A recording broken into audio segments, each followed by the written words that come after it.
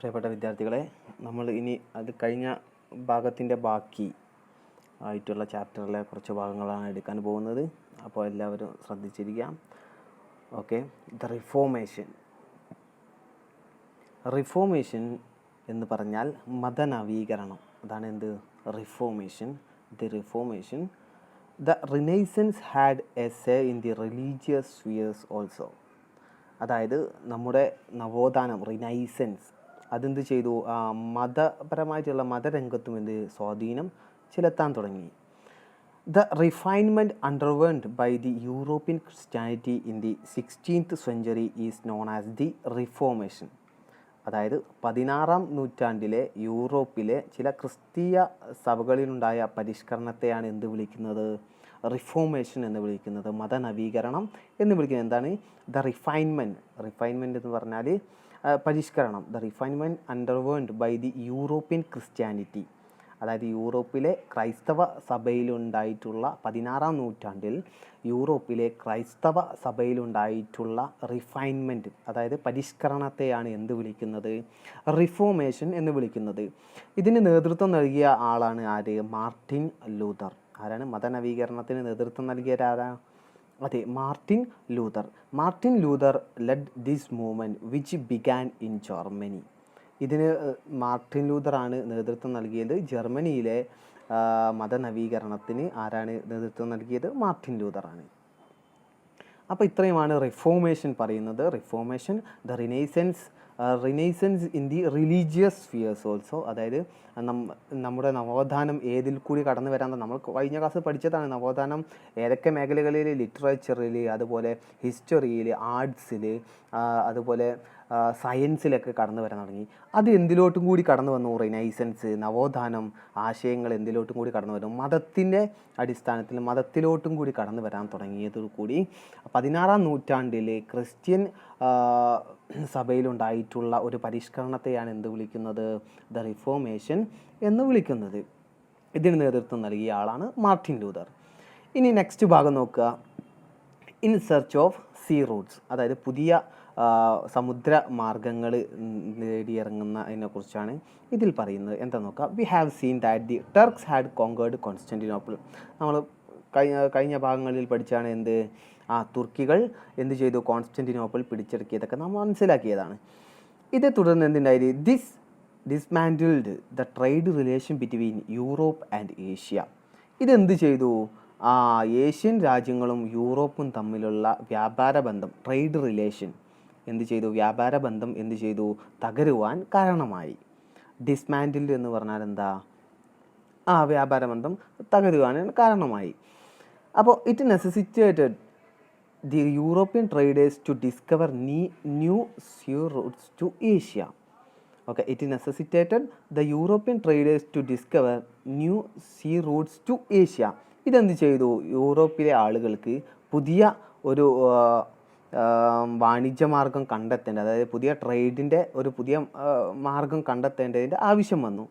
അങ്ങനെ ഇരിക്കുകയാണ് എന്ത് കണ്ടെത്തുന്നത്? The invention of the compass invention ചെയ്യുന്നത്, അതായത് കോമ്പസ് കണ്ടുപിടിക്കുന്നതും അതിൻ്റെ ഹെൽപ്പോട് കൂടി അവരെന്ത് ചെയ്തു? പല വേൾഡിലെ പല രാജ്യങ്ങളിലും ആരെത്തി? യൂറോപ്യൻസ് എത്തുകയുണ്ടായി. ഇത് നോക്കാം. The invention of the compass and the spirit of adventure uncovered unknown Roots.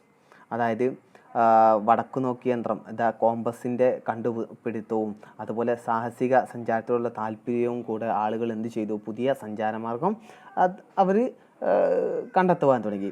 The new sea routes were discovered and as a result the Europeans reached different continents.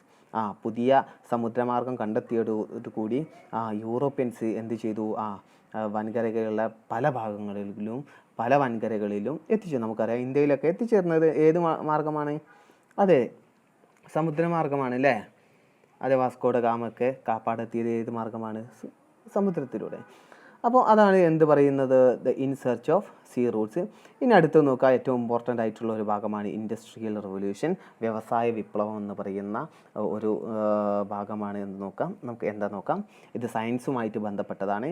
The renaissance in the field of science. ഏത് ഭാഗത്തിലാണ്? സയൻസുമായിട്ട് ബന്ധപ്പെട്ട. The renaissance in the field of science led to the invention of new machine. അതായത് ശാസ്ത്രരംഗത്തുണ്ടായിട്ടുള്ള പുരോഗതി എന്ത് ചെയ്തു? പുതിയ മെഷീനുകൾ, പുതിയ യന്ത്രങ്ങൾ കണ്ടുപിടിക്കാൻ തുടങ്ങി. Which brought about immense change in the field of production. അതെന്ത് ചെയ്തു? ഉൽപ്പാദന രംഗത്ത്. പ്രൊഡക്ഷൻ എന്ന് പറഞ്ഞാൽ ഉൽപ്പാദനം. അപ്പോൾ പ്രൊഡക്ഷൻ, ഫീൽഡ് ഓഫ് പ്രൊഡക്ഷൻ, ഉൽപ്പാദന രംഗത്ത് എന്ത് ചെയ്യാൻ തുടങ്ങി? കൂടുതൽ മെച്ചപ്പെടുവാൻ തുടങ്ങി. അതെങ്ങനെയാണെന്ന് നോക്കാം. The invention of new machines which brought about immense change in the field of production. യന്ത്രങ്ങളുടെ കണ്ടുപിടുത്തം പുതിയ മാറ്റങ്ങളിലോട്ട്, ഉൽപ്പാദന രംഗത്തുണ്ടായ പുതിയ മാറ്റങ്ങളിലോട്ട് വഴിവെച്ചു. കോൺസിക്വൻ്റ്ലി അതിൻ്റെ പുതിയ മെഷീനുകൾ കണ്ടെത്തിയതിൻ്റെ ഫലമായിട്ട് എന്താ ഉണ്ടായത് നോക്കുക. പ്രൊഡക്ഷൻ ഇൻക്രീസ്ഡ്, അതായത് ഉൽപ്പാദനം വർദ്ധിപ്പിച്ചു. എന്ത് സാധനം ഉൽപ്പാദിപ്പിക്കുകയാണെങ്കിൽ അതിൻ്റെ ഉൽപ്പാദനം വർദ്ധിപ്പിച്ചു. While the cost of production decreased, അതായത് ഒരു ഉൽപ്പാദനം ഉൽപ്പാദിപ്പിക്കുവാനുള്ള കോസ്റ്റ്, ചിലവ് എന്ത് ചെയ്തു? കുറയാൻ തുടങ്ങി. അതായത് ഫോർ എക്സാമ്പിൾ ഇപ്പോൾ നമ്മൾ നെൽകൃഷിയാണ് നടത്തുന്നതെങ്കിൽ അവിടെ ആദ്യമൊക്കെ നമുക്കറിയാം എന്തായിരുന്നു? ആളുകളായിരുന്നു അല്ലേ? ഞാറൊക്കെ നടൽ എന്തായിരുന്നു? ആളുകളായിരുന്നു. പക്ഷേ എന്ത് ചെയ്തു? ഈ ഞാറ് നടാനുള്ളൊക്കെ യന്ത്രം കൊണ്ടുവന്നതോടുകൂടി ഒരേ സമയത്ത് ഒരുപാട് ഞാറുകൾ നടുന്ന രീതിയിൽ വളരെ പെട്ടെന്ന് കാര്യങ്ങൾ ചെയ്യുന്ന യന്ത്രങ്ങൾ കണ്ടുപിടിച്ചു അല്ലേ? അങ്ങനെയല്ലേ? അപ്പോൾ ഇത്രയും ആളുകൾ വെച്ച് പണിയെടുക്കുന്നത് യന്ത്രം കൊണ്ട് പെട്ടെന്ന് ചെയ്യാൻ തുടങ്ങി. അപ്പോൾ അവിടെ എന്ത് ചെയ്തു? ഈ ആളുകൾക്കൊക്കെ ഉള്ള കൂലി കൊടുക്കണ്ടേ? അതൊക്കെ കുറഞ്ഞു. അത് ആകെ എന്താ വേണ്ടത്? ഈ മെഷീനുകളിൽ ഉപയോഗിക്കേണ്ട ഡീസലിൻ്റെ, പെട്രോളിൻ്റെ ക്യാഷ് മതി. അപ്പോൾ എന്ത് ചെയ്തു? കോസ്റ്റ് ഓഫ് പ്രൊഡക്ഷൻ കുറഞ്ഞു. കോസ്റ്റ് ഓഫ് പ്രൊഡക്ഷൻ പറഞ്ഞാൽ പ്രൊഡക്ഷൻ ഉണ്ടാക്കാനുള്ള, ഉൽപ്പാദനം ഉണ്ടാക്കാനുള്ള ചിലവ് അത് കുറഞ്ഞു. എന്ത് കൂടി? ഉൽപ്പാദനം കൂടി, പ്രൊഡക്ഷൻ കൂടി. അതാണ് consequently production increased while the cost of production decreased. അതിനോടുള്ള കോസ്റ്റ് കുറയാൻ തുടങ്ങി. Such changes in the field of production shared in the industrial revolution. ഇങ്ങനെയുള്ള ഒരു ഉൽപ്പാദന രംഗത്തുള്ള മാറ്റങ്ങളെയാണ് എന്ത് വിളിക്കുന്നത്? വ്യവസായ വിപ്ലവം എന്നറിയപ്പെടുന്നത്. ഈ വ്യവസായ വിപ്ലവം എവിടെയാണ് തുടങ്ങുന്നത്? ഇംഗ്ലണ്ടിലാണ് തുടങ്ങുന്നത്. എന്തൊക്കെയാണ് വ്യവസായ വിപ്ലവത്തിൻ്റെ സമയത്ത് കണ്ടുപിടിച്ച യന്ത്രങ്ങൾ നമുക്ക് നോക്കാം. The invention during the industrial revolution എന്തൊക്കെ നോക്കാം. ദ ഫ്ലൈയിങ് ഷട്ടിൽ, എന്താണ്? ഫ്ലൈയിങ് ഷട്ടിൽ കണ്ടുപിടിച്ചത് ജോൺ കെ ആണ്. നിങ്ങളുടെ ഫ്ലൈയിങ് ഷട്ടിൽ കണ്ടുപിടിച്ചത്. അതുപോലെ സ്പൈനിങ് ജെന്നി കണ്ടുപിടിച്ചത് ജെയിംസ് ഹാർഗ്രീവ്സ് ആണ്. ആൻഡ് സ്റ്റീം എഞ്ചിൻ എന്ന് പറഞ്ഞാൽ ആവിയന്ത്രം കണ്ടുപിടിച്ചത് ജെയിംസ് വാട്ടാണ്. ആൻഡ് ലോക്കോമോട്ടീവ് കണ്ടുപിടിച്ചത് ജോർജ് സ്റ്റീവൻസൺ ആണ്. അപ്പോൾ ഇതൊക്കെയാണ് പുതിയ കണ്ടുപിടുത്തങ്ങൾ. ലോക്കോമോട്ടീവ് ഒക്കെ എന്ന് പറഞ്ഞാൽ നമ്മുടെ ട്രെയിനിൻ്റെ മുന്നിലുണ്ടാവുമല്ലോ ഒരു യന്ത്രം, ട്രെയിനിൻ്റെ മുന്നിൽ ഉണ്ടാകുന്ന ഇതിനെ പറയുന്നതാണ് എന്ത്? ലോക്കോമോട്ടീവ്. അപ്പോൾ ഇതൊക്കെയാണ് പുതിയ കണ്ടുപിടുത്തങ്ങൾ, അന്ന് വ്യവസായ വിപ്ലവത്തിൽ കണ്ടുപിടിച്ച കണ്ടുപിടുത്തങ്ങൾ.